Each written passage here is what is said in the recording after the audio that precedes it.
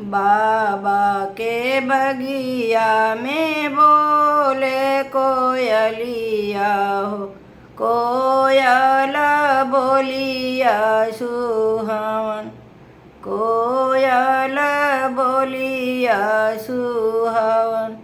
हो तभीनो सरे कोयलरी मांग बिदैया हो, हम जाइब दूरी गवन, हम जाइब दूरी गवन। उठहु न दादी हो, उठहु न बाबा हो, उठहु न सहोदर जेठ भाई, उठहु न सहोदर जेठ भाई। बाबा जे उठी के विदैया करावे, दादी उठी देलिया कवार, दादी उठी देलिया कवार। पापा जे उठी के विदैया करावेला, अम्मा उठी देलिया कवार, अम्मा उठी देलिया कवार।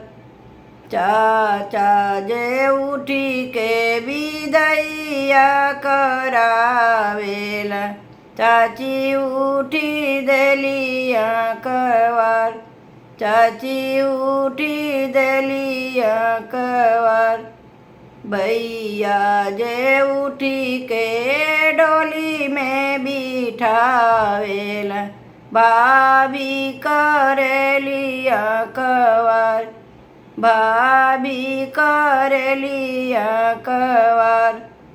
देइया कवरिया हो रोवे मायरिया, आजू बेटी भैली पराय।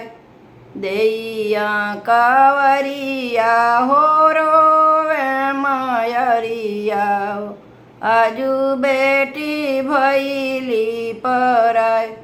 16 बरिस खेलली बाबा के आंगनवा हो, आजू आंगन भइल सपना, आजू आंगन भइल सपना।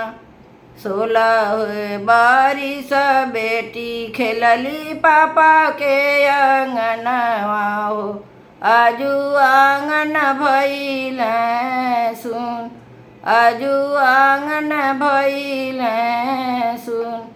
16 बरिस बेटी खेलली चाचा के आंगनवा हो, आजू आंगन भइल सुन, आजू आंगन भइल सपन।